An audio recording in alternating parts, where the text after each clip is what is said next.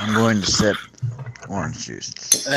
Welcome to the Boilerside podcast, everyone. I am Plippy McGee. With me as always, for God's sake, gamer of ages, eating.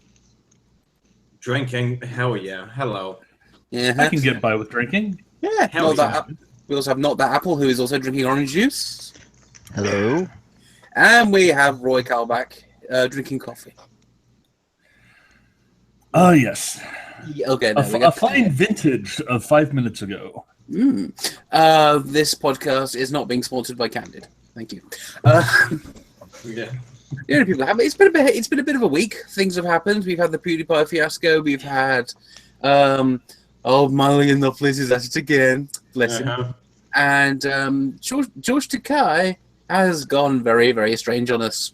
Yeah, George Takei has lost himself into the ether that is a celebrity insanity. Celebrity insanity and arrogance. Okay. The arrogance that leads into insanity. I'd like to point out one thing before we get in on George Takei, and this was suggested by Mark Kern, who goes by Grums on Twitter, that George Takei's account may actually be managed by other people speaking on his behalf. Now, granted, he's still got ultimate responsibility because they're representing him. Exactly. But let's bear in mind that it's possible that it's not George who's actually going completely over the top here. Yeah, but even then, he is still responsible for whoever is going over the top. It's his verified Twitter account, so yeah. Some people haven't. I just like to think the best of people if I can. I am unaware of the whole situation, so why don't you run me down it? Yes. All right, so George Takei, or George Takei, depending on what pronunciation you use, he tweeted out a poll earlier today which said, Trump says the media is the true enemy of the American people. So let's take a poll. Who do you think it does more harm to the American people? And the two options were the unfair, quote-unquote, news media or Donald J. Trump. The poll, as you can imagine. Yes, the poll, his logo still says dump Trump. It's like, you can't. He's stuck with him for 4 years. He's still very anti-Trump, so okay. Yeah. And Donald J. Trump won by only 1%. It was almost a perfectly even split. Yeah. And it's almost like it's a perfect illustration of how the election went. I know, it's amazing. Anyway, he deleted the poll and then said, alas, my online poll was hijacked by the alt-right virgin trolls living in their parents' basement. But it did let me ban over 100 of them. My goodness, look how all the butt hurt in this thread. Yes, snowflakes come in all types. All right. I want to say something. You're fading. Get close to the microphone if you're going to say something. He's mad because people he didn't want to answer the poll answered the poll. It's a very public poll. But I think the whole point about this is, look, can we just agree that they're both bad? Can we? Yes. Can we please? You didn't exactly have much of a choice. Yes, it's like, which is worse, shit A or shit B? Because my point is as I keep saying to people, I don't like Trump at all. It's just like giving the option of the two. I'm not sure he was the worst one. You see, to me, with George here, the real problem is not so much that he even lost it and was disappointed with the results of the poll. It's that he deleted it to try and hide the results and got people banned. He went on a spree to go after 100 people because he didn't like the way they voted. Yeah, exactly. That's a common theme going on in the world at the moment, isn't it? Now, maybe you didn't vote the way I wanted, therefore you're out. Maybe there were 100 accounts out there that were running sock puppets or whatever and trying to stack the deck, but George didn't say that. No. He just left it as this string of insults that he applied essentially to everybody who voted the way he didn't like, and the indication is just like, well, you weren't really invited to my poll. I'll get you banned from Twitter. Yeah, that's just it. Twitter is not. People always make the mistake. They seem to think that Twitter is Facebook, where you can completely control what you do, and you can on Twitter. You can complete and totally prevent certain people from interacting with your polls and stuff if you go to a protected account. But they don't want to do that for some reason. Because they think, oh no, we don't just want to have, we don't just want people to just agree with us. We need it to be the flat out common line around here. Mm-hmm. I think it's because everyone agree with us. I think it's because he actually thought that his position was the populist one. Yes. Yeah. I think that's the problem with everyone. Everyone thinks that everyone deep down, I think, has the problem that they think everyone secretly agrees with them deep down. Because that's why you see, like, when people talk about the Middle East, it's like these nations that women have terrible rights and all that rest of the bullshit that goes on. You have to remember that these people are not just being overruled by a specific class. They are. But it's not just that. It's the culture of their country which is doing that. And people, for example, if you look at for example, Palestine, the number of people think being gay should be illegal. Mm-hmm. Highest even in the Muslim world, I think. So what people tend to think is that, if only they just got to meet us, they would like us. So I don't think they would automatically. Mm-hmm. That's just my take on it. Yeah, I don't think they. There's would. like this.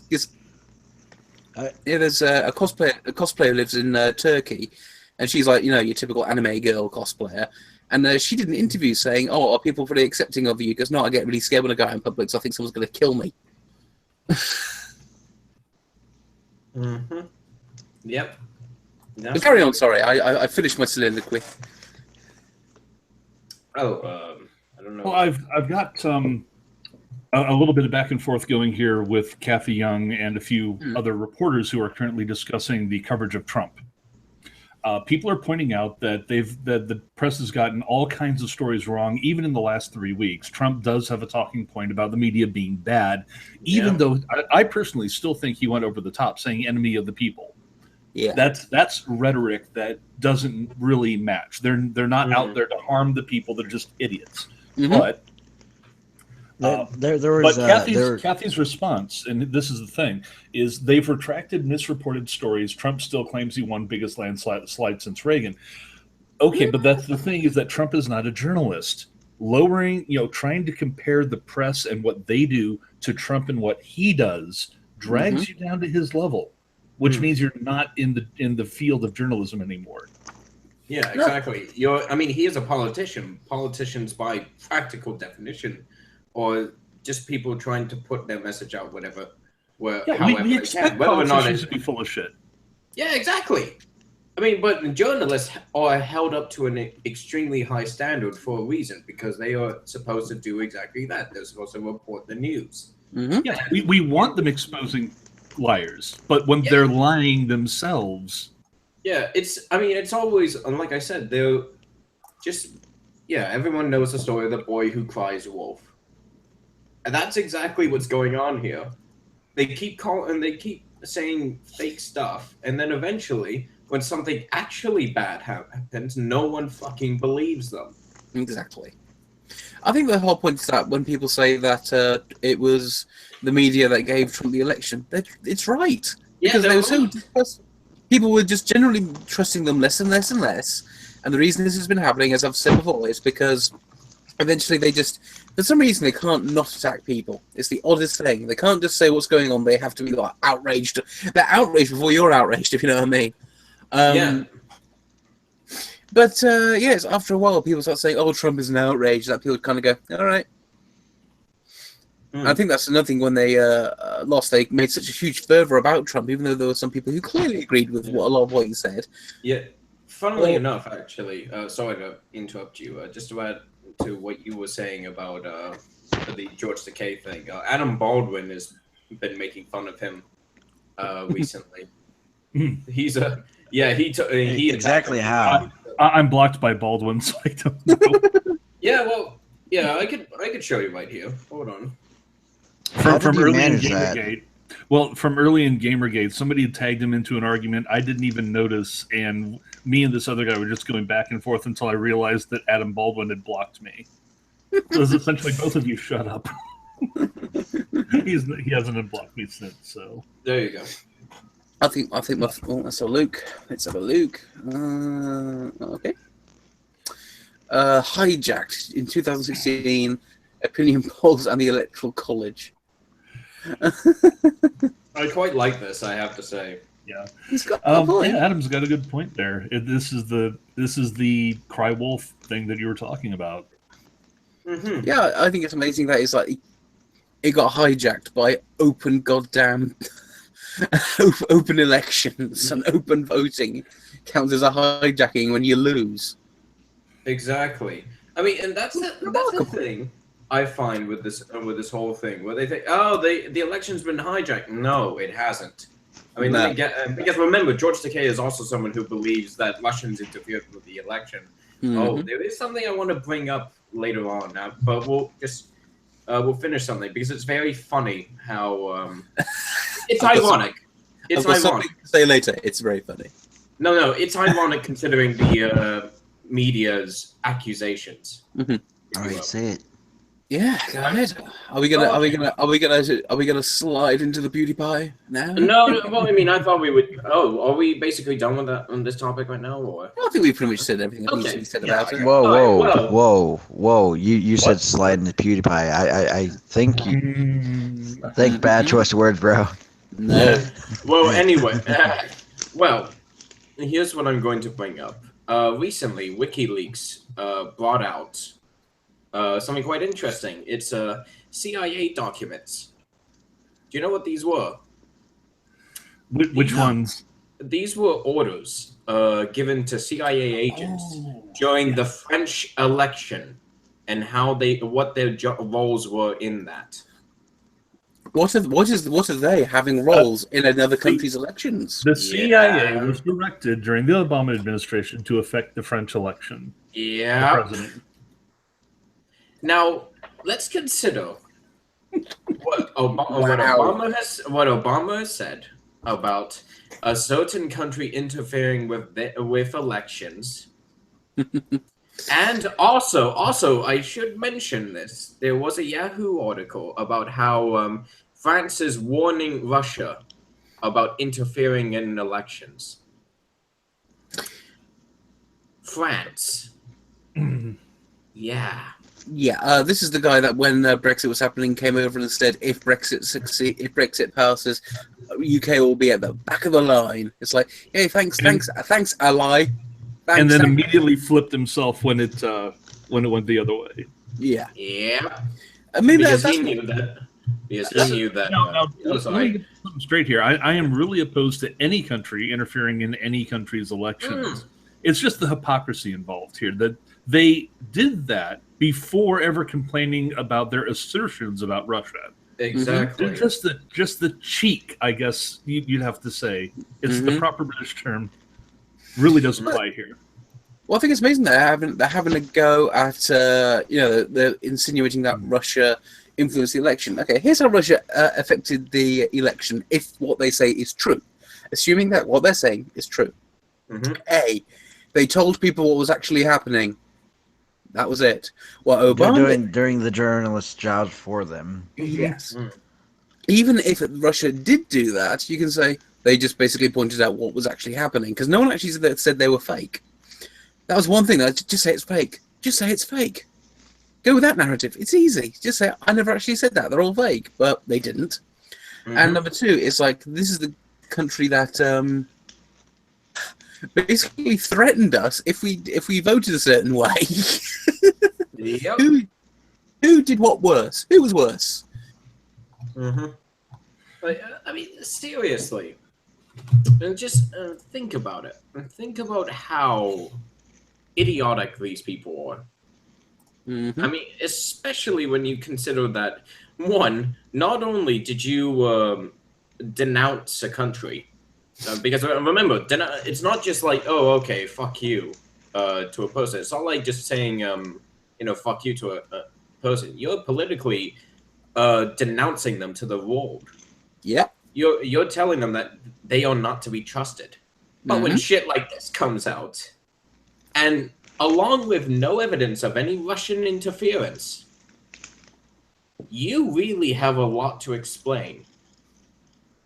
And the thing is that journalists aren't going to comment on this for two reasons. One, because, well, they're big Obama fans and they don't want any news that would discredit him to ever go past their publications and shit like that because, you know, the public would call them out on shit. But to be honest, even then, we still have social media and whatnot, and people will find out anyway. The second thing is that, quite frankly, it would just absolutely destroy any form of argument America has towards Russia. Like any form. It's like what I said earlier about the boy who cries wolf. You look like an idiot on the world stage. And that's not Trump's fault for once. You can't blame Trump because he wasn't even in office. No, he was still campaigning. Yeah. So yeah. Yes. Yeah. I just think the whole thing is just an absolute complete disaster. You know that the whole Russian thing already exploded, and yet the press doesn't want to take notice of what caused it. I should say imploded. Because we found out what documents had been circulating with the FBI, CIA, and other high levels of the American intelligence community for all these months. Mm-hmm. And it was the opposition research that had been done by a former British spy working for the Republicans and Democrats who were opposed to Trump. And they produced the Pissgate, the dossier. That dossier is what the CIA and FBI were talking about all these months. When they said, "Oh, we have a general consensus, but we don't have any details. Here's the details. Yeah. Here's a presidential suite that doesn't exist in this particular hotel that doesn't have a presidential suite. Here's Trump demanding that Russian hookers urinate on a bed that doesn't exist, that was never occupied by Michelle Obama because he hates Michelle Obama for reasons undeterminable back in 2012. Did he really hate them back then? There was no indication of that. Even BuzzFeed, when they released the dossier, said, well, there's obviously some errors and none of this is verifiable, but this is the Russian conspiracy laid bare, and nobody wants to talk about it. I think my favorite whole thing was when it came to the Pissgate thing was one. I never actually saw it be a thing at all. But whenever I watch, like Colbert or something, it's like they're acting like it's a true thing, and it's like no one's even talking about this. You're just pushing it. Exactly. They constantly push stuff where it doesn't even matter if it's true. They push it anyway. But when they get called out on it, they're saying, "Oh, it's not our fault. We're just reporting it." Even though we didn't check it at all, because it was like it out there. It was like John Oliver when he was they were talking about the fake news thing. They were close to point out that it's conservative sites that are mostly wrong. It's like, what are they saying? What are they saying that's wrong? Because all these left-leaning outlets, I can point out a billion things that they've said that are apparently false. PewDiePie is a Nazi, apparently, and made pro-Hitler videos. Thanks, Wyatt. That was great. What is a joke? Yes. Yeah. And speaking of which, I saw something hilarious, and you guys probably have too. Okay. What did we see that was it? This is PewDiePie territory. So, the Wall Street Journal, said PewDiePie was closer to the mic. They said he was Nazi partly because a white nationalist group supported him. They're like the number one PewDiePie site, or whatever fan site. Yeah, the Daily Stormer did it on their banner. Yes, which they call themselves the number one Wall Street Journal fan site. Oh wait! Suddenly this is a joke. This is a joke now. They're not really. Wait! But you said. Yeah, and this is my favorite thing about them. It's like even when the neo-Nazis, when the flipping Nazis have a better sense of humor about themselves than you, that's a problem. Yeah, fucking hell. You take the It's more like these people take the neo-Nazis more seriously than they take themselves. And that's scary. When they can take the piss out of the Wall Street Journal, and the Wall Street Journal sets themselves up like a golf ball and a tee. Yeah. But let's go on to the meat of today's of what's been going on this week, because I'm more of a media person than a politics person. I care about the news being accurate than I do about politics, really. Fair enough. Next big thing is they decided, for some reason, the news this week, the news media as a whole, as a unit, decided that PewDiePie hates Jews. Yeah, they started off with, what was it, the Wall Street Journal. Launched a campaign where they said they had 3 of their journalists watch hundreds of hours of PewDiePie to decide that, and came up with 9 points where he made jokes that could be considered anti-Semitic. Whoops. Hundreds of videos, and they could only find 9. Yeah. Kind of says something. And these videos, I went and I watched them, and you know what? They were clearly not anti-Semitic. He was making jokes. And the joke was, and the whole point of the joke is the big one they had is when he found a website called Fiverr, where basically if you pay people money, they'll make YouTube videos for you. Yeah. And he was basically getting them to. He was just making ridiculous requests at them to see if they would do it.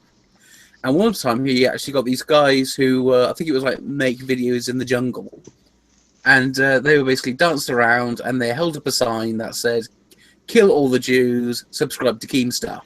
No. Specifically, it said "Death to all Jews." Oh, yes. Death to all Jews. And his reaction was, "I can't believe they did that." That was his reaction.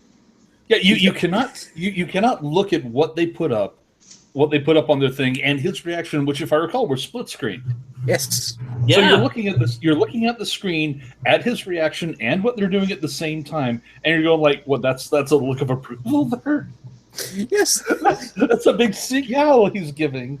His actual thing he actually said was, I think his reaction was, "Oh my god, I didn't actually expect them to do that. That's horrible." Yeah, that was his reaction. It was. It's like you have to literally have a filter on reality to block out anything which does not meet your predisposed expectations. Oh, I think the whole problem is from the get-go is that I'm just not sure why they went after PewDiePie. Yeah, because the problem is, they saw PewDiePie. Someone, in my view, I think they saw PewDiePie as, oh, okay, you know what? We're big. We can easily take down anyone we want. Mm-hmm. Yeah, we can easily just take down PewDiePie, and we can finally show that traditional media is, the best. Mm-hmm. That's not actually it. I can actually better explain this. I'm sorry, I don't. I have too much coffee and I stepped on you. I apologize. Keep talking. Everyone keep talking. It actually works better if you understand how the press is working these days. It had nothing to do with wanting to take down alternative media. This was not them trying to attack alternative media in particular. What it really was somebody sent up a virtue signal saying this guy is a Nazi and we're calling him out. And you have this string. Imagine that you're on the trenches of World War I and it's night and you see a flare go up on the left, indicating an enemy attack. Without asking anything, you assume that this person over here who fired their flare knows what they're talking about, so you pop yours to warn everybody else. And it goes down the line until the entire division is awaiting an attack, only to find out that the first guy saw a wild boar and was just trying to get a better light so he could shoot it. But at the same time, all these guys are going like, the Huns are attacking. They're coming in force. The entire division needs to be on alert. This is how they react. And it's kind of a bad analogy. But they're setting up a virtue signal in this case. And each one down the line needs to better express how virtuous they are, and they ramp up the rhetoric as it goes. Yeah, J.K. Rowling, who called PewDiePie a fascist. J.K. Rowling, someone who has recently suddenly wanted to get her way into politics. Because I think, I keep saying that it's ridiculous that everyone's political,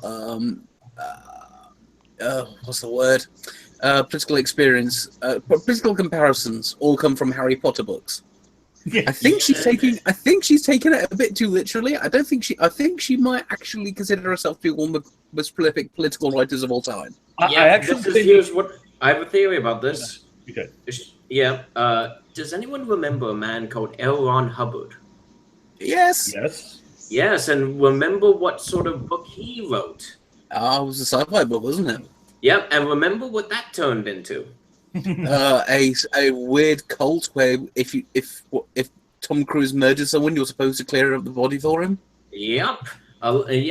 I honestly believe she's turning into an L. Ron Hubbard. Nah, that's a long way to go. No. Honestly, I think because you see, I remember I watched a really good documentary a while. It was I don't know if anyone else has seen it. It's My Scientology movie. Never heard of it. It is really good. I recommend it. And it looks like it talks to former Scientology members. It talks about, okay, what did they do? How it started up. And one interesting thing is that if you look at the rhetoric of L. Ron Hubbard, after he started having this weird cult following, you could see that his rhetoric is matching the exact same kind of, in terms of how she refers to her book and her books and stuff like that as like a sort of gospel almost. You can see that exact same rhetoric here, and I don't make this claim lightly. That's the thing. Well, my biggest thing is that she wanted to get away from Harry Potter, made other films. Those films didn't do so. Other books, sorry. Those books didn't do so well. So now she's back on the Harry Potter train. Yeah, honestly, she fell on the money horse. Yeah, honestly, I didn't mind. Isn't she worth billions at this point? Yeah, that's the thing. She has no need for it. I actually didn't mind her.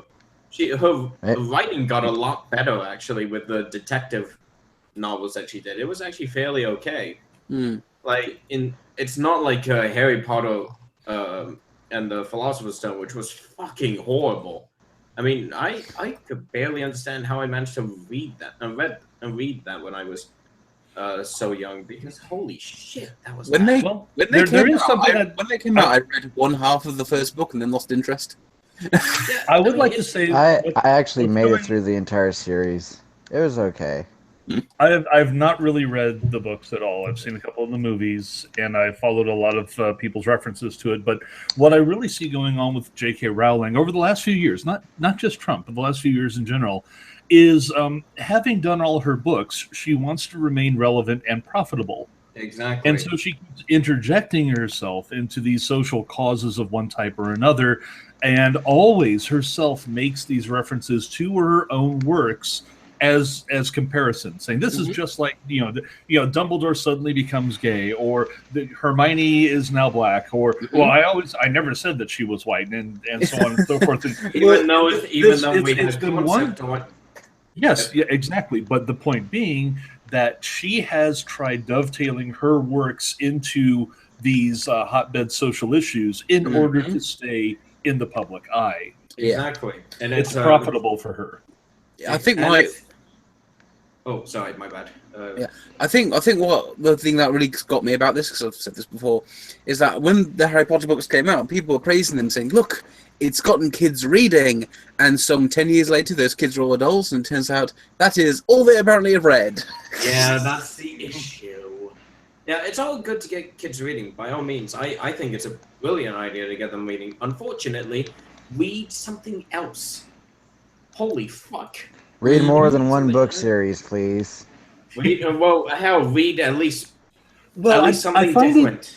It's cringy regardless. It's really cringy regardless. Imagine if I went around trying to make modern political comparisons to Anne McCaffrey's Dragon Riders of Pern. Oh, this is just like when Jackson was rejected with his white dragon because he's the runt of the litter, and that has to do with racism in America.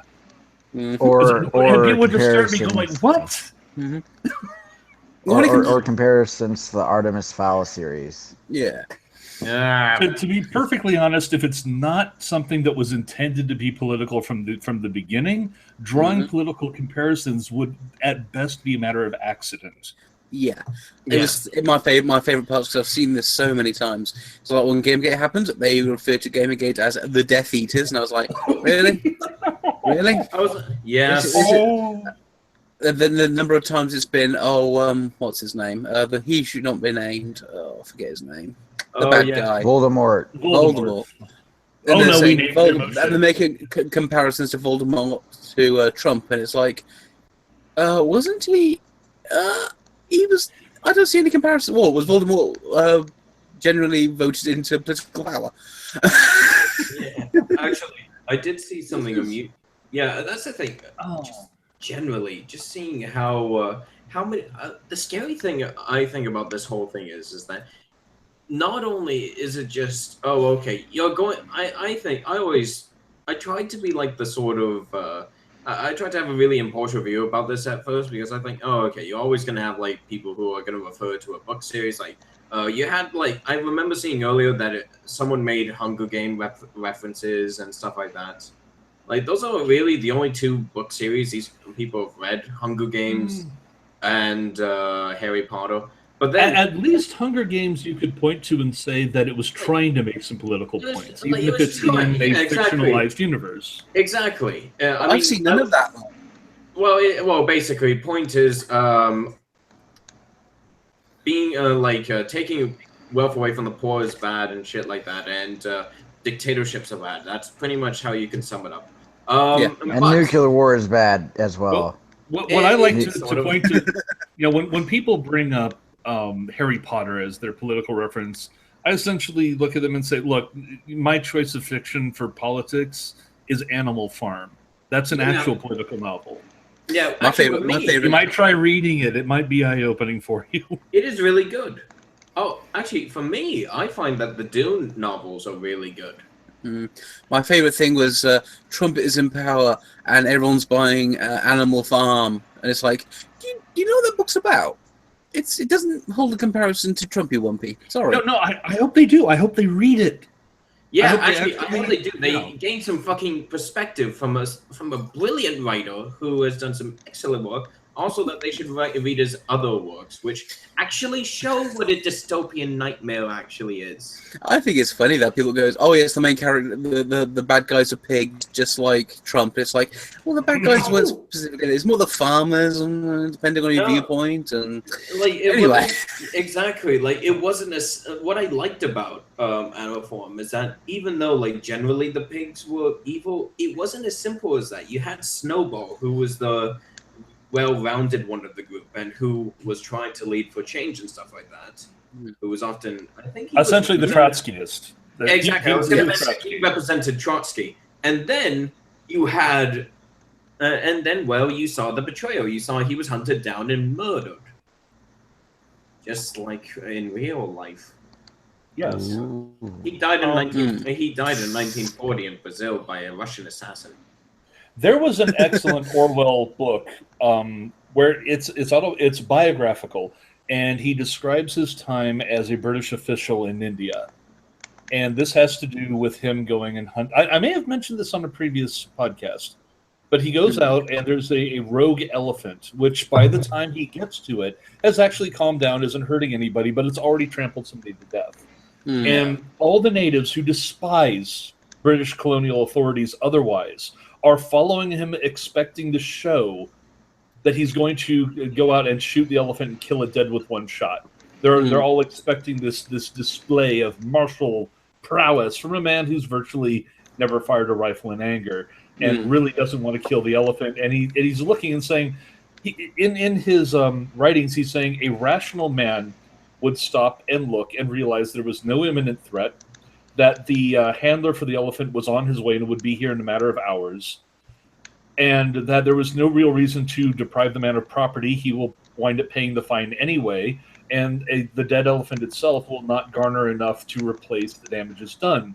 But killing the elephant will destroy his livelihood, so he won't be as well. In other words, everything having to do with killing this elephant is the wrong decision to make for practical reasons. Exactly. But the political reasons and the social reasons are that thousands of natives are currently behind him, straddled out on the road, some selling each other festival snacks and things like that, and all waiting for him to kill the elephant, and otherwise it will be embarrassing to British authority if he fails to do that, if he does not live up to the expectations of the mob.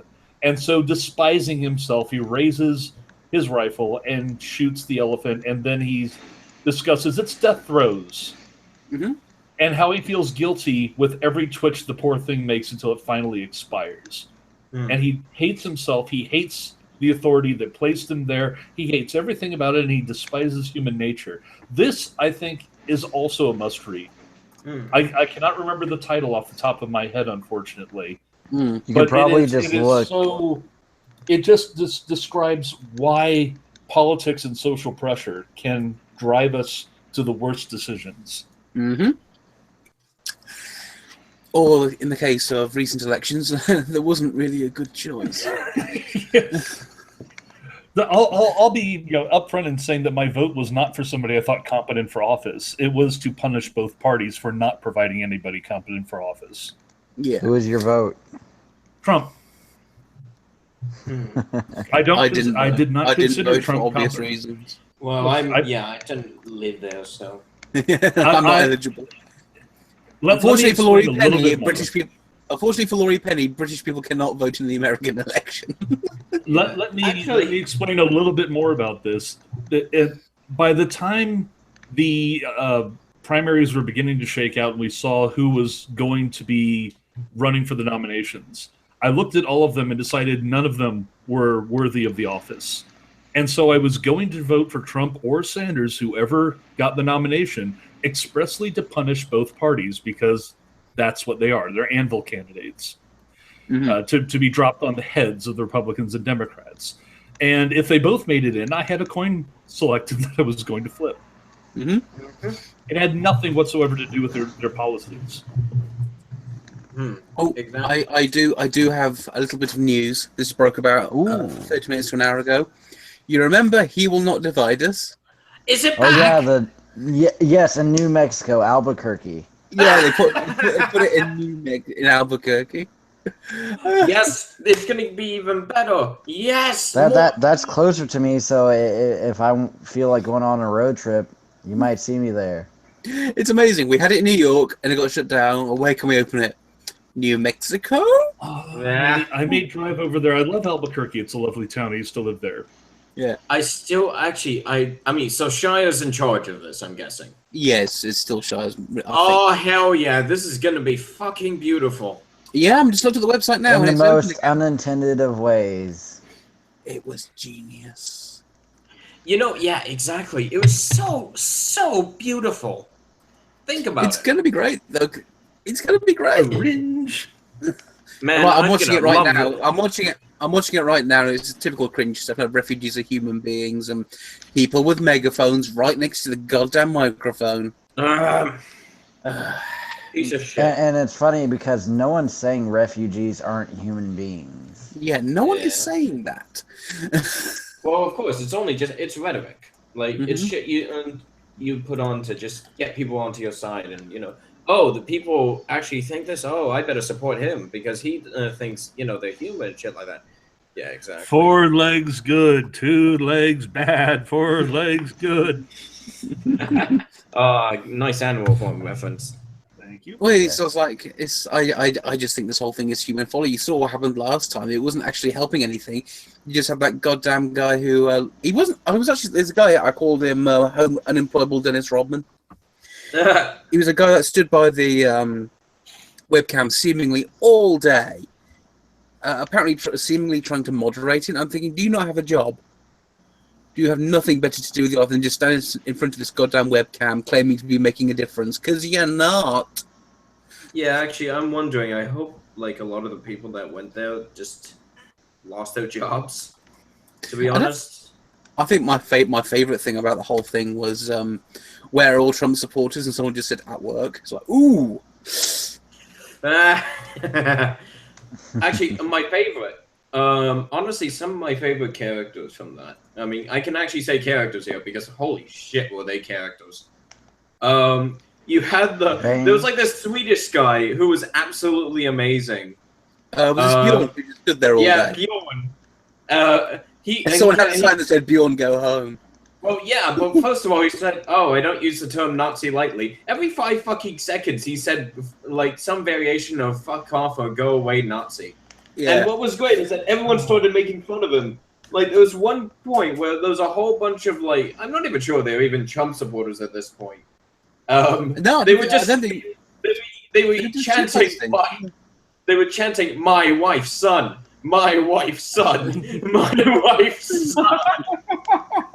but then afterwards, like a little Asian guy who he was having a good time stepped in front of him. It was like, "Hey, watch out behind you! Look out for the guy behind you. He's a pedophile." I think I will remark my favorite thing there was the Super MAGA brothers. Yes, actually, I loved when Sam Hyde showed up. What's the deal with the Super MAGA brothers? I've never heard of this. There are a bunch of guys that turned up, and they turned up in character. One of them, two of them were wearing, the MAGA hats and aviator glasses at night, and he would put in a voice, and basically they were talking to Paul the whole time. Then this other guy wanders up, and at the end of it, they have a freak out. He claimed to be sexually molested by a Nazi at school, and then he tried to get naked to show what he was wearing. That all sounds very interesting. And at the very end of it, the guy had a freak out because he basically came to the conclusion that Hillary was a cis white male. That's great. I love it when they have like these little revelations.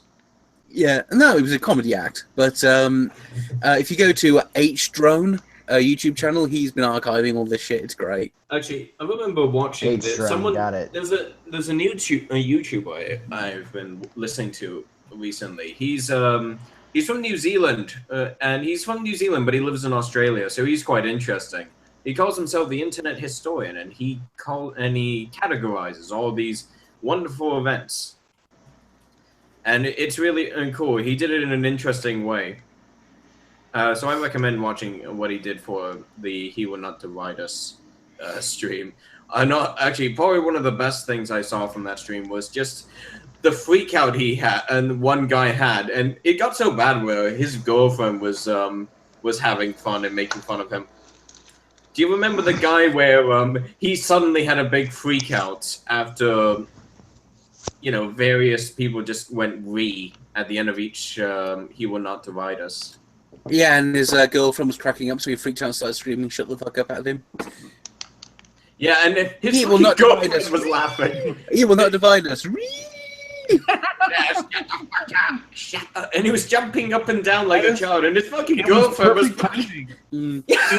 It was perfectly timed. He will not divide us. He will not divide us. I remember I was watching one stream. I was watching the stream, just out of boredom. Favorite moments are the guy who started reading Mein Kampf, and at the end of it, goes, "Those words were written by Shia LaBeouf," and walks off. I liked my favorite one is this one guy who was just stood around. Obviously, he had nothing better to do with his day, and he wasn't a troll. He was just there going, "Yeah, so someone send me some pizza. I'm doing important work out here." It's like, I hope he's joking. No, he wasn't. He was not joking. But anyway, that's he'llnotdivide.us. It's up again. It's running. I'm assuming once the initial shouting and screaming ends, it's going to get... it's going to get funny. When nighttime comes, the weirdos are going to find it. Shia's going to hire security. Yeah, but do you think that's going to work? No. They tried last time. That's the best part. Yeah, when they actually put up a barricade to stop just anyone from going in. It was great. Divided. But yeah, that was. No, I just noticed it's back up, and it's not nice looking. I'll give it that much. It doesn't look very nice in the background there. Oh yeah, Shia isn't contributing as much to this one, I don't think. Especially that would be smart. Especially after last time. Last time he basically came off like a complete nutter. Cause I like the way that Shia LaBeouf, everything he ever attempts ends up being a laughing stock. All of it, because no one, apart from his very first horror film he was in, I don't think anyone thought anything he was never a shining light in anything he was in, was he? Not really. I mean, he was just even Stevens, come on. Never seen Have that. you ever heard of that? Yeah, I mean, it's. Well, he had the Transformers. I don't think he's a bad actor. I think he's kind of been pigeonholed as an actor, but that's not really what I care about when it comes to somebody's politics. Yeah, I mean, they could be the worst actor in the world, but if they made a good point, I would still say good on you. Mm-hmm. Mm-hmm. I just understand why. I know that everyone. My big thing is, like, if you're an entertainer, stop the. It's like Colbert. It's like, God damn it, can you go 30 seconds without mentioning white people or Trump now? Oh no, I think that your basic point though is very spot on, which is essentially the reverse. That you have so many people out there who think, "Oh, I like this guy as an actor, therefore his political opinion is valuable." Yes, I hate that. Yeah, I hate that as well. And I love Patrick Stewart, but for crying out loud, guy.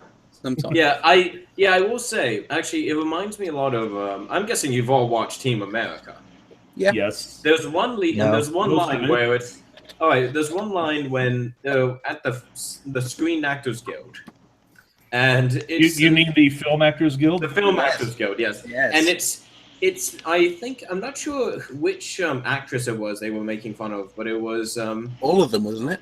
Well, I mean which particular one that said this line, but it was it's our job as actors to read what we see on the news and spout it off as our own opinion. Yeah, Team America, what was it? 15 years ago, they got it right. Yeah, exactly. Something to bear in mind is you'll notice that most of the actors who come out and start making political opinions are not they're one of two things. Either they've made their money, they've retired, and they suddenly decide that they want to affect society, or they have not had any work in a while and are looking for some. Yep, has-beens or B-listers or people just like, I haven't done anything in a while, I need to become relevant. Yep. I need to have my face in the news as somebody who's a good person who's getting attention, and then maybe I'll land something. It's the same as going back to J.K. Rowling. We're going back to the Black Hermione thing. Yes. And here's my thing about it, which is I never said, is like there's several giveaways. One, the artwork on the front of the books, you drew pictures of them, and frankly, And when the casting was happening for the Harry Potter films, she was she was famously hands-on to pick the actors she thought would be best, look most like the characters. Hermione, pretty much a white girl in all of those. Yeah. But yeah, that's my. And then she was directly involved in the films where they cast her as white. Yep. Yep. That's my whole thing. It's just that you can, if the whole Black Hermione thing, I think, was dragged completely out of proportion. Because it's like black actress playing Hermione. Okay, moving on. Oh, that was my thing. I mean, quite frankly, going back to classical Shakespeare, when you had men playing women on stage, it happens all the time. It's the role that's important. Yeah, but I will say, here's the thing though, that normally I'd agree with this. Like, okay, the role's important. I don't care if it's like black or anything like that. But it was just the way she parroted it. It was like, oh, okay, yeah, I'm doing it because she's black. I'm doing it because I think Hermione is black, not just because. And then trying to play it off that she's always been black, sort of thing. That was it. That was the weird part. If she's always black, why did you sign off on a white actress? Yeah, and why your doodles of her? She looks a bit, like a white girl. Why didn't you ever say something along the lines of, "I wish we had somebody who was just as qualified for the role. This is just a great actress right here. We want her, even though Hermione is actually black."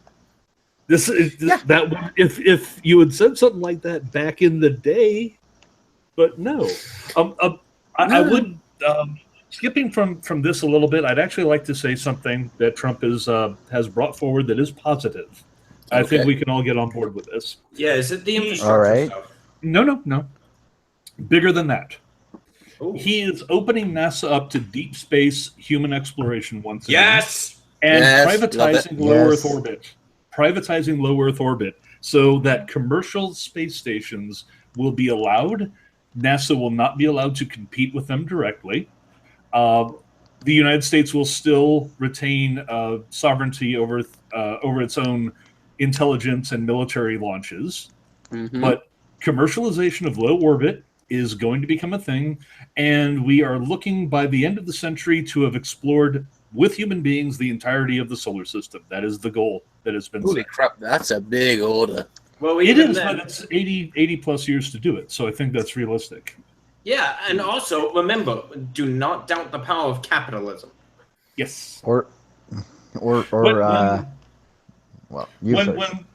When the colonials came to the New World, it was first government-backed exploration, then it was government-backed commercialization, and then it was free commercialization.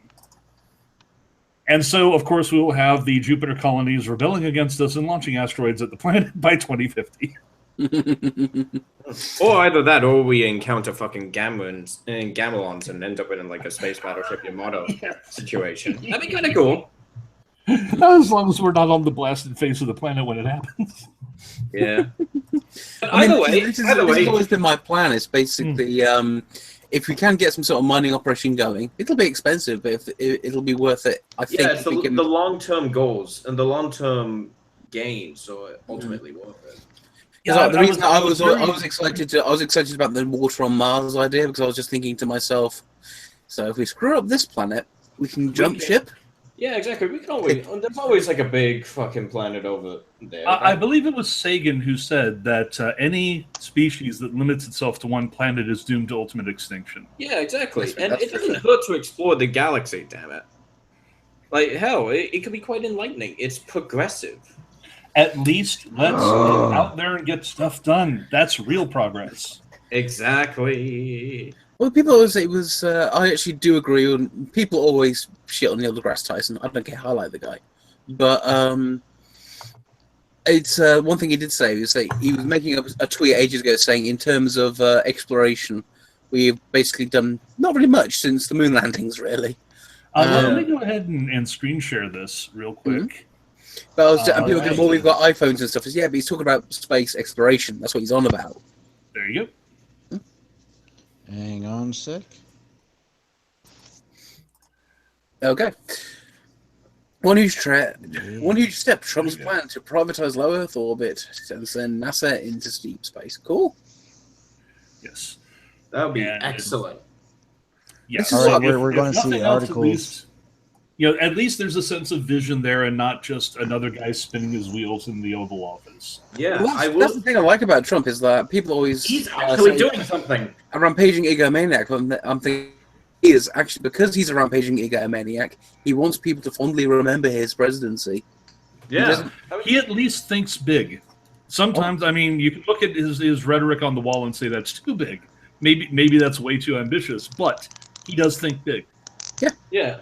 Like, even then, with stuff like the wall and shit, I was thinking, yeah, that's just stupid. But then this shit... Upkeep is going to cost a lot. Upkeep is going to be big.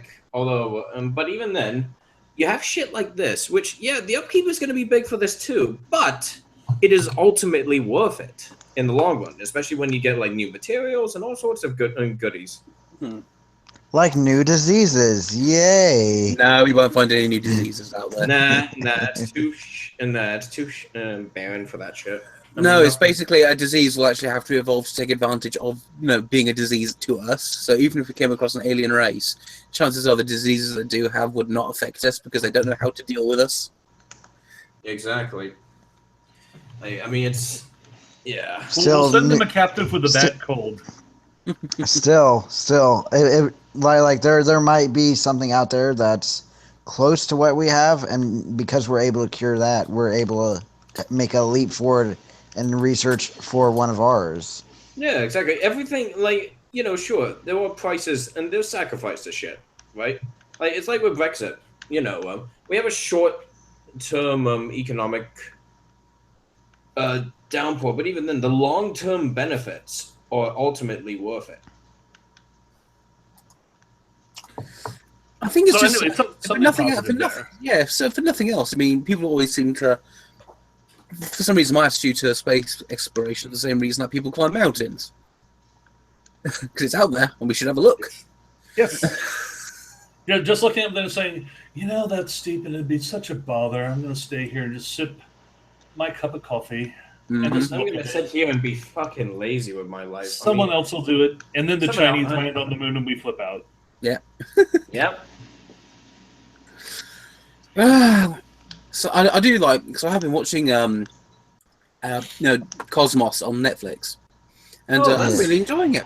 So I just get to sit there and go space.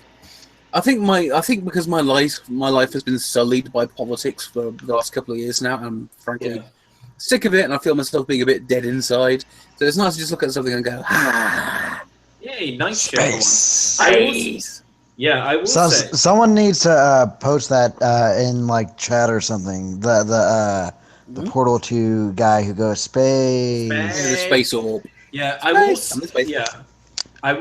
Space core. One thing, this actually, this privatization effort also represents something very, I think, beneficial, and that's, in my opinion, I think the reason why shit like the reason why the United Nations these days is failing, and that the EU has no fucking, well, it has no way of existing, is because, well, there's no real goal. Like, think about it.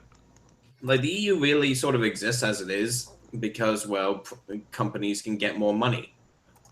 Like, it's not really a goal people can get behind. But, and that's something I say, okay, though, if you want people to get behind you, space exploration. Like, because that's something everyone can get behind. We all want to go into space. We all want to go, just like in Star Wars and shit like that, we all want to get out there. Yeah, I think that's my favourite thing about the whole. My favourite thing, the most interesting point, is when people talk about how we did it in the '60s. You know, how we landed on the moon. Your mobile phone has more computing power than they had back then. So people have been saying, "Why can't we just nip up and down things?" Can I keep going? Energy has always been the problem. Yeah, we're trying to work on that with nuclear fusion. I think that is a major importance, because I think, well, in terms of energy and the amount we require, it's something like, okay, we need fusion. Yeah. Have you seen that fusion car? Yeah, that's a bad idea. That's not a good idea. We've already seen what happens in Fallout with that shit. Yeah. Also, it takes about 20 minutes for the wrench to turn that thing to a goddamn nuclear bomb. Yeah, like, but to be honest, power plants, sure. I mean, by all means, and defend them. I mean, fuck it. You need to make that thing a veritable fortress, because, you know, people might have bad ideas. Well, the thing is, about people misunderstand this about nuclear power stations. When they have gone up, it was never ever a surprise. I mean, Chernobyl. Yeah, Chernobyl. Everyone knew Chernobyl was going to go up, but they didn't do anything about it.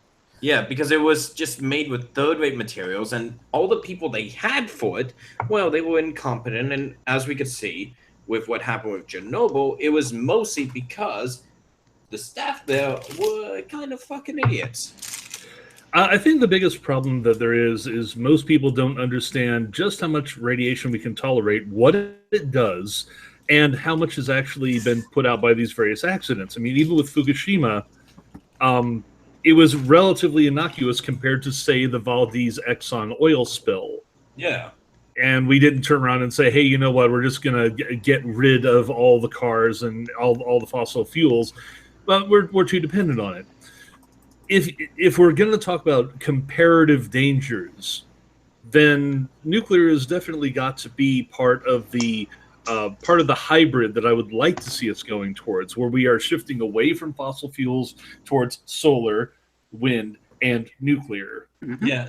Nuclear, the only issue with nuclear at the moment, it's really just because, well, we currently rely on fission. And as you know, that creates waste, because as you know, the theory of fission is as follows. You break apart an atom and you get the waste product out of it. Right. You create heat, but you wind up still... once all you're really doing is boiling water to turn a steam turbine. Exactly. It's just how you do it. Yeah, to be honest, the only issue with fusion at the moment, like the theory, we already know how exactly it can be done. All we need to do is just combine two atoms. The problem is actually, as well, funnily enough, energy. You need a resounding amount of energy in order to cause that to happen. So I think the best way we could do it is that you'll need like a sort of secondary plant to provide the chemical reaction, to provide the reaction to cause that to happen. Well, here's the major benefits that I'm seeing to fusion power. Well, it's one, much less no accident waste. prone. Well, no, it's mainly less accident prone because when you start a fission reaction, it will continue until you stop it. Yeah. So you can get a runaway reaction. You can have things with the cores melting down and things like that, because it gets away from you.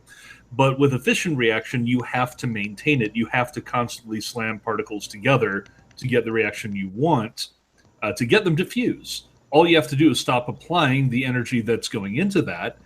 And if you have a complex system that does that in the first place break down, it's going to stop on its own.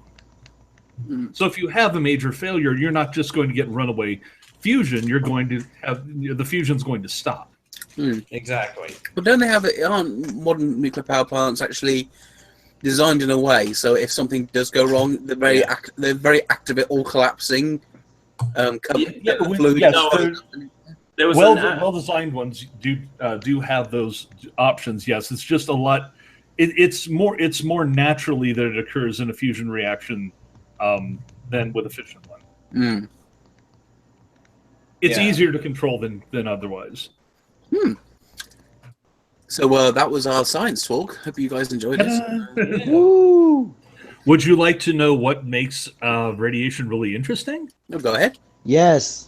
Alpha and beta particles are not actually atoms. They are broken bits of atoms. Yay. They're actually an alpha particle is essentially a center. It's a center to an atom that's had its electrons broken away. And that is why it will do things like it can't penetrate the skin because it's actually bigger than than the atomic structure of your skin. It'll just land and burn you. If ingested, you see, it'll get on your food and it'll stay there. But a beta particle will blast right through your body because it's electrons. It's ionized electrons. And beta particles will actually mutate you. Sweet. Yes. So I can become Spider-Man? No, so you get cancer. That's where cancer actually comes from. Unfortunately, because cancer is the mutation of the cells. Right. Beta particles blasting through your body are the most common way that you're essentially shotgunned. What they do is they blast through your body and they either attach to other atoms and thereby change their structure. You see, that's the thing. It's a free electron that bounces into another atom, and that atom goes like, "Oh, I can use you," yank, and suddenly this bit of carbon turned into a bit of gold in the middle of your body. It's not exactly. My atomic tables are way off there, but that's what happens. Chemically, you have changed because you've just got new electrons to these atoms that didn't want to have them in the first place. Yep. Essentially, wait, whoa, that ain't fucking right. Yeah, but it's completely random, and when your body can't respond to it properly, it's like, what the fuck is this? Well, it's still alive, so I can't kill it. I'll work around it, and you get a tumor. This is, in fact, what's happening every day as we are bombarded with beta particles from the sun. So don't go outside, kids, you'll mutate.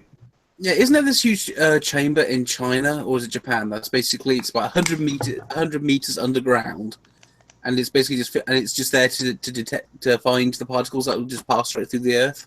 Those are neutrino particles, which actually will not affect you because they are so small they pass through atoms without knocking anything aside. Yeah, that's why they go straight. That's why they're so deep underground, because it's like one of the few particles that can just pass straight through the Earth. Right, and gamma is the final particle, and it's actually light. It's photons. But it's photons that actually carry a charge and can slam into part of your body, and like a shotgun blast, will knock pieces off. Awesome. Bits of your atoms get knocked away and get knocked into other atoms, and it's not very nice.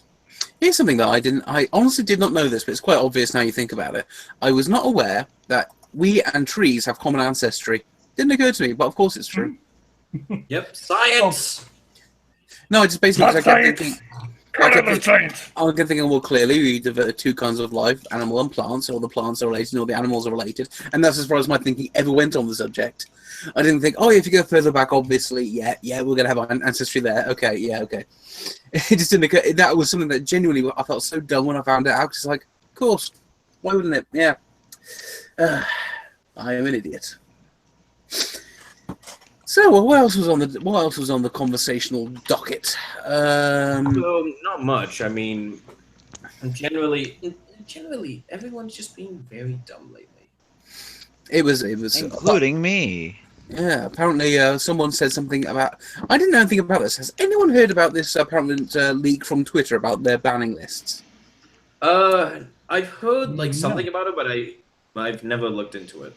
No, I tried to look into it, but no one's actually got back to me. Apparently it was a big story that I missed. But then the PewDiePie stuff all started happening, and you know how that worked out. A bunch of people, including Ben Kuchera, getting his licks in. So thank you, thank you, Polygon, thank you, Polygon Goblin. You're fucking useless as ever. Well, I think it's really funny because he actually wrote a piece that he says. I said this yesterday. He was saying like he was like assigning all these things to PewDiePie because PewDiePie is angry about this, that, and the other, and he doesn't like this, and he's angry with his war on the media about this. It's like PewDiePie hasn't had a war on the media. Oh, we've got ghost deletions going on. Oh, ghost deletions. Hang on, let's have a look. Haven't you seen that? No. Super Nerd Cow on Twitter. Yeah. On his own timeline, he put up a completely innocuous tweet. I've seen a video of this where he goes back and forth between incognito and within his own account. Within his own account, his tweet appears. If he goes incognito, appearing as just a random individual on the internet, it says this page doesn't exist. Huh, that's not ghost deletion, so that to anybody else, it doesn't. It's just not there. Huh. That is weird. That and I can go ahead. I'm just going to go ahead and bring this up real quick in screen share. Because this is basically the shadow. This is a shadow ban, isn't it? Yeah, pretty much. No, this is worse than a shadow ban. A shadow ban affects your account and who sees the account. His account is shadow banned.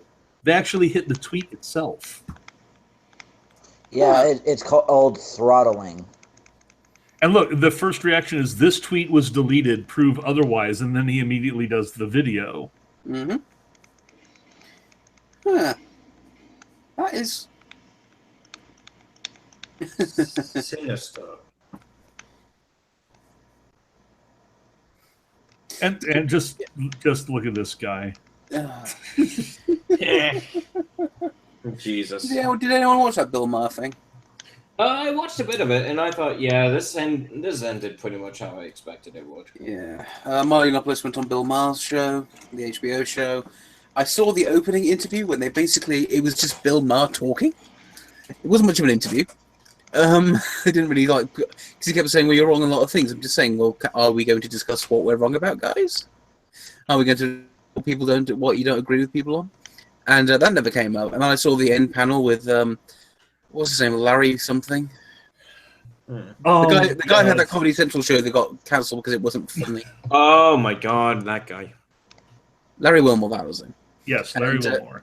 And no, it was just really weird. The conversation went really bizarre because after a while, there's this one guy, he just started attacking Milo himself, and it's like, what's this got to do? Can we just have a conversation, please? Because you're just attacking and talking over each other now. No, that's the problem with folks like that. They don't want to have a conversation. Their argument is that Milo shouldn't have been allowed on the show at all. Mm.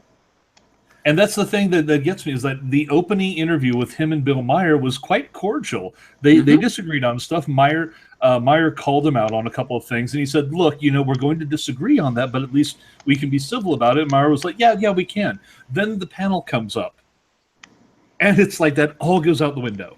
Mm-hmm. I actually stopped watching it when the insults started flying because I was just thinking, all right, I can see where this is going. And I asked someone later, and they went, yep, it went exactly where I thought it was going. He didn't have to do that much, but watching him effectively reduce the entire panel to cursing conspiracy nutters just by being there was amazing. Mm. Yeah, I have to say, Milo. I always found Milo interesting just on that sort of effect he has. Yeah, because here's the funny thing about him. He is so beatable, though. Yeah, he's beatable, but they're fucking idiots, so they won't do it. They won't actually realize, oh, okay, here's how you fucking beat him. Yeah, you just you listen to his points, and then you refute them. It's not hard. But they always go back to things like, oh, do you remember back when we were all thinking that gay was a mental disorder? And it was just and he was like, well, maybe it is. We never actually agreed on that one way or the other. And it just, from what I can say, he was the one basically just... I thought he was saying that was trans, not necessarily gay. Yeah, well, they talk about trans people being mental disorder, and someone said, "Remember we say gay people as mental disorder?" And then he says, "Maybe it is." Oh, right. That's what he was going on about. And yeah, he didn't say it is. He said maybe it is. Yeah, it's a consideration, and of course this offends them so much that they just immediately shut down. It's like I don't even want to think about that. Mm-hmm. And personally, I find that a bit offensive myself, but. Mm-hmm. I'm not going to sit there and say he doesn't have a right to say it or that it's not a topic for discussion. I think that's my biggest thing about the whole thing. It's like, if you get that's my thing about the whole trans thing. It's just that there are questions there, but people don't seem to even ask, don't even think about them. Well, when you get right down to it, gender dysphoria is known to be and is considered to be a mental disorder. It is something that is treated often by I'm trying to remember the proper term for getting a sex change, but that's the thing. So many people, however, who identify as trans don't have gender dysphoria, and I think that's the real conversation to have. So many people who are essentially saying, "Well, no, it's a matter of how I personally identify, not how my body is telling me something else." It's just, today I feel like I'm being gender fluid, so I am a dragonkin. God. I'm a wolf on all levels except physical. Yeah. Hey, look, I'm a unicorn, okay? Because biology doesn't really work anymore. It's just out the window. Yeah, actually, you know what? You may be a fucking brony, but I'll agree with you on this once. Because, yeah. It's like me with everything. It's like when it comes to the gender dysphoria thing, it's like if people want to go through option A, change the body to match the mind, or if they want to go to option B, change the mind to match the body, I don't mind either way. As long as whoever has it done is fine. It was the same with the gay conversion therapy. It was like, well, if it's harmless and people want to go through it, fine. I don't care if you want to or don't want to. That's up to them. Maybe somebody feels uncomfortable being gay and they would rather be straight. To me, that's exactly the same as if you're uncomfortable being straight and you want to be gay. Moby. What if we're uncomfortable being human or alive? Well, then you just identify as an attack helicopter. Yeah, I think that's my whole problem though. But the whole thing about it is like, I don't want to be. It's like, well, there's a difference between not wanting to be one way and actually having a body dysphoria thing going on. Yeah, actual sexual dysphoria. Yeah, it's just like I cannot. The difference between it'd be real cool to be a woman and have tits, and oh my god, I have a dick and I can't deal with this. Yeah. Or just although, carry on. Although it would be pretty cool to be a chick for a day. It would be interesting. That's what the mind is for, little boy. Freaky Friday. That's what role-play games are for, dude. That's what Disney movies did back in the 70s. There were an entire string of Disney movies that were essentially gender bending. And that was the whole thing. You're a different gender for a day. What's it like? Ta-da! Do you think that has any effect on how things are playing out now, or? No, I think the biggest thing right now is we have such ties into social media, which has led to virtue signal circles. Yeah, where you lose friends if you don't have the right politics or viewpoints, which is absolutely stupid, by the way. Yeah, don't do that. Is. But that's the thing. If you've got somebody who says, "Hey, you know what? I am gender fluid," and somebody says that's bullshit, and suddenly you've got 30 of your online friends screaming at you, "How dare you make this person that we like in this other circle feel bad?" And that's really what it boils down to. Everybody leaping to the defense of their friends, even if it's stupid. And it's just that's how World War I started, isn't it? Yeah. My favorite thing will always be, and I love this because I went on Facebook for a day before I got myself banned, and my technique was very, very simple. I just went, "What's the most people here?" So I went to a Jeremy Corbyn page and I went to a refugees welcome page. Oh. And dropped some truth bombs, as they say. I wasn't rude. And boom, mass reported. Excellent. But my most amazing thing, I went on Facebook and realised why I hated it. Is there's lots of people going, "Oh yeah, you edgelord, you all could we just stop slagging off Donald Trump, please?" It's like I'm not a fan of the guy, but what you're getting upset with him about doesn't matter. And the same thing is like these are the same people that will praise. You can get two politicians, both in power, can do exactly the same things, but because they're affiliated with a political party, all of a sudden it's okay when they do it, or ignored, or it's the end of the world when the people that don't like doing it. That's what I hate. That's what I hate. Hypocrisy. And well, I've got some. Oh, sorry. I was going to say something more about the Facebook thing. There's someone who joined a public group called Transgender One, and they did a joke which could Transgender be what? Sorry. Alumni. Transgender One. Oh, that is a public group on Facebook. Okay. And they only sent one post. It was a picture. It's like, so are you a boy or a girl? And they immediately got banned. Oh, I saw that. Yeah. Oh, that's beautiful. Pokemon triggering people, still offending everyone somehow. I Pokemon. love that. Oh, nice! I got my other Space Marine done while this was happening. Thanks. And I've been playing Dark Souls this entire time. I've been listening to you guys talk because I'm a caring host. Yeah. So is there anything that anyone wants to bring up before we wrap this up for the day? I think we've generally just commented on everything, I suppose. Well, we haven't actually stayed on. We had more conversation about the science stuff than we did about anything I put noted down. Well, to be fair, the science stuff is more entertaining. Yeah, Yeah, it is. Loves me some science. Well, believe it or not, I learned all that by doing research for a Fallout 4 article for TechRaptor. Oh boy! Cool. Because the essential basis of the series was how realistic is Fallout, and I actually found out about 50-50. Yes, yeah, it can be. There are elements of it which, yeah, fucking hell, it is going to be realistic. It's a lot like Mad Max, where it's actually surprisingly realistic in a lot of its depiction. Yeah, Well, the problem with Mad Max is that it's never actually vividly explained what happened. Oh, I mean, you could sort of. I think that's a good thing, actually. That you just one story is they ran out of oil. The other one was nuclear war, and the third one is the water war went away. And it was like they never actually sort of like focused on what actually happened. Well, I think that's a good thing. The very first one doesn't really allow for a nuclear war because it's too gradual. Mm-hmm. It's an implosion of society rather than any indication that everything has been burned or people are fleeing from destruction. It's just collapse. That's the first one. So, yeah, the second one did make clear. Yeah, there's been nuclear annihilation, but you got to wonder where in the timeline that happened. Mm. And Beyond Thunderdome, which some people apparently like. I like the first half of it. Yeah, we just all get Beyond Thunderdome? So yeah.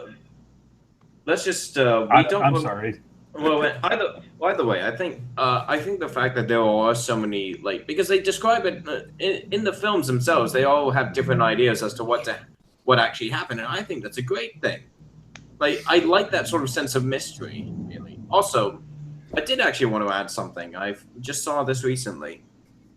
It's about J.K. Rowling. Oh, goody. Yeah, the thing is, what was interesting is that she went to no. She JK. used to be a really I get it. But she used to be a really big defender of freedom.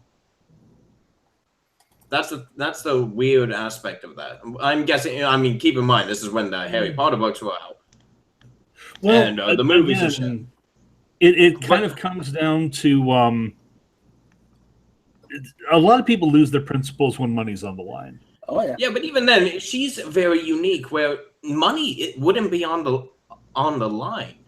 She made so much money that it would. Well, I mean, to be honest, it's not even really a factor anymore.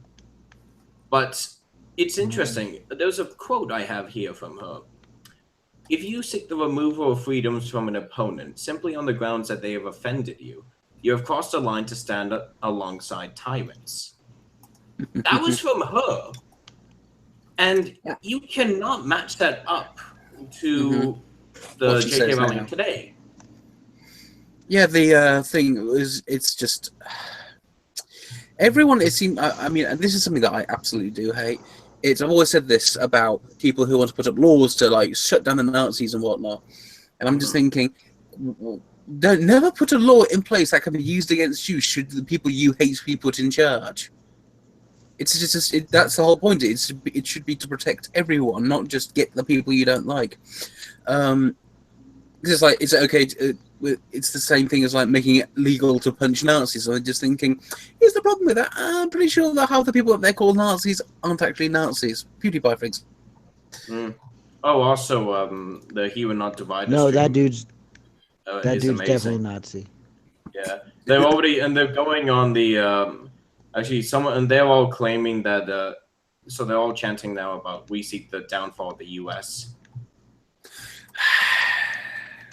Beautiful. Anyone knows that all these groups, all the feminists, the Black Lives Matter, all these people are all fucking Marxists? I mean, there's this one common thread going through them all. Yeah, I wonder why. Until they can make some cash out of it. Also, George Takei is now Cha-ching! and Takei has now over 200 blocked. And a lot of deleted tweets everyone's pointing out. You're blocked, and you're blocked, and you're blocked. None of you are free from sin. Oh my! The people were shocked at this doctrine. Did you hear about what was it? Did you hear about his wedding? And how weird it was. No. Well, people pointed out because Walter Koenig, who played Chekhov for Star Trek, was his best man. And interviewed later, Walter Koenig goes, "Do you? Well, how good friends are you with George?" And he goes, "Well, we don't really know each other that well at all, but he was the best man at your wedding." That was the and if you look at the invited list, it looks more like a publicity stunt than an actual wedding. Oh. You know, lots of celebrities hired there to all sit at the front of people that he doesn't really know that well. Jesus. But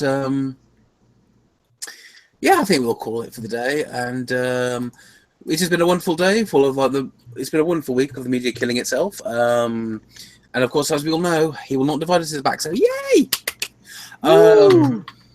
For the what have I called this show? The Boilerside podcast.